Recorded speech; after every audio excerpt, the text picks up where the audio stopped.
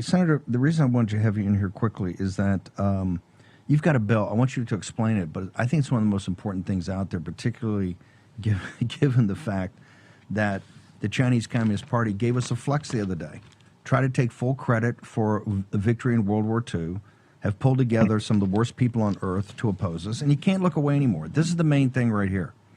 We got to get our sovereignty back internally. We got to take care of all of our enemies here that are trying to destroy this country, get our sovereignty back. But you got to take on the main thing, and the main thing is the Chinese Communist Party. Everything else is a sideshow.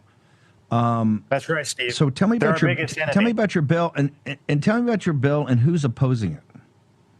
Well, the GAIN AI Act is simply an America First amendment to the NDAA, the defense bill that's on the floor in the Senate next week. And it's very simple. It says that you can't export American-made chips to China or other adversarial countries if there is a backlog or demand for those chips in the United States first. It's as simple as that. There's nothing that's more America first than making sure that we dominate the race to AI and the technologies of the future rather than helping our biggest enemy dominate us. So it's a simple amendment. It also says that you can't, if you do export chips, if Intel or these big chip makers export chips to China, they have to guarantee that those chips won't be used against America for economic purposes, against American industries, or even for other military and national security reasons too. So I don't know how anybody could be against this. I mean, I frankly, it's in the bill right now. And when we have the NDAA on the floor next week, I don't know if there will be an effort to strip this out of the bill, but I hope my colleagues on both sides of the aisle will support it, because there's nothing more America first than making sure that our chips don't go to our enemies to use against us. But isn't it true that the word is that the lobbyists hate this? They're all over this, and guys like David Sachs are telling people it's got to come out. Why would they? I can't think of anything that's more pro-American worker, America first, pro-America as a country and economy for our security, our economic prosperity, and our national security. Your amendment's pretty straightforward. Why would anybody oppose it? And why is David Sachs, who supposedly he coordinated that obscene tech dinner last night on the day of Bobby Kennedy's inquisition in the Senate, why would these people oppose it? Why is every lobbyist in town saying, Jim Banks is too America first? Well, first and foremost, NVIDIA is against it because they're the largest company in the world, a $4 trillion company. And back in May, by the way, Steve, I found an unlikely ally in Elizabeth Warren, and we both sent a letter to NVIDIA and asked, why are you opening up an R&D facility in Shanghai to help our biggest enemy? You're an American company. Why are you helping China with research and development for the chips of the future that's going to be used against America? So we've been raising these issues, and there's bipartisan support for cracking down on companies like NVIDIA that are selling out America. So I guess I'm not surprised that a company like that would be against this amendment that would tell them you have to sell the chips to the U.S. first. And also there's language in my amendment that says you can't give preferential treatment or better prices to China than what you're offering your American customers as well. You got to go back, though, Steve. You and I both opposed the CHIPS Act boondoggle a few years ago, $32.5 billion that went from that bill to U.S. chips manufacturers. So if these companies like Intel are getting rich off the backs of American taxpayers, then they shouldn't be allowed to send the product that they're making to our enemy like China. That's what my amendment cracks down on and stops them from doing. What feedback are you getting so far?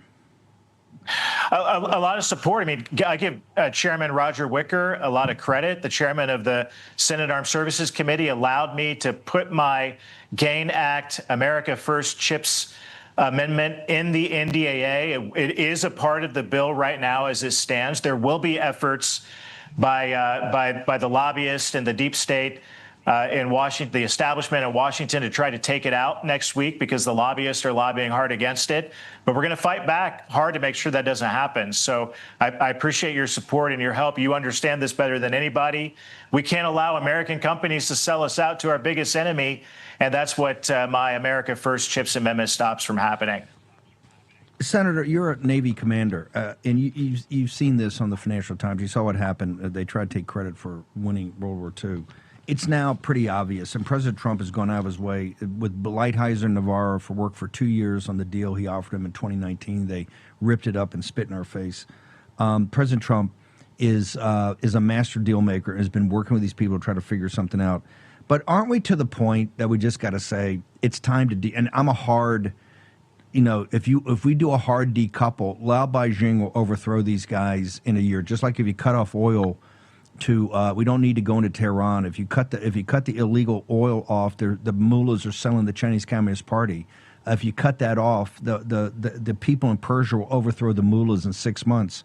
Isn't it time that we had a hard decoupling from the Chinese Communist Party and in the American economic and financial system? Well, for sure. I mean, that's the move of strength that the United States of America and President Trump can play to bring some stability and sense back to our trade relations with China.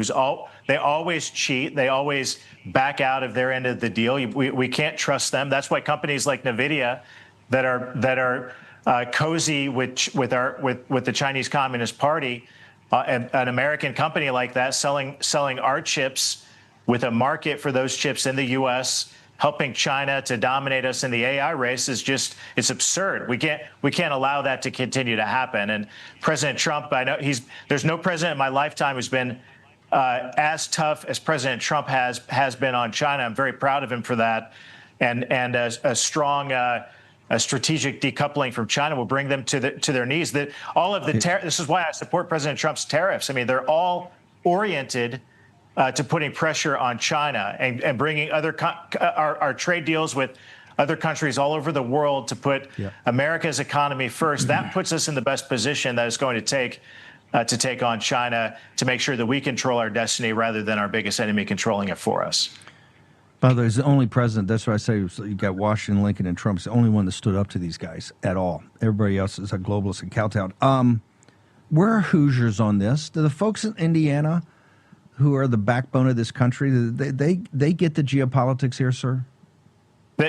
Without a doubt. I mean, Steve, my dad's a retired union factory worker, and all of my life he's taught me that China is our enemy. I mean, when I was a kid, we didn't buy things that were made in China because my dad knew that made in America is always the best product, and that he taught me that from an early age. So Hoosiers get this. We've benefited so much from President Trump's tariffs in Indiana. We are the top manufacturing state in the country of car makers and other companies in our state that are benefiting from the tariffs, creating more good-paying jobs. And Hoosiers understand that we can't sell out to China. We shouldn't be sending them our critical technologies, exporting things like chips to our biggest enemy. They fully oppose it, and they support President Trump. Commander, where do people go? What are your coordinates? Where do they go? Social media, your site? I want people to get all the information on this because this is a fight we got to win.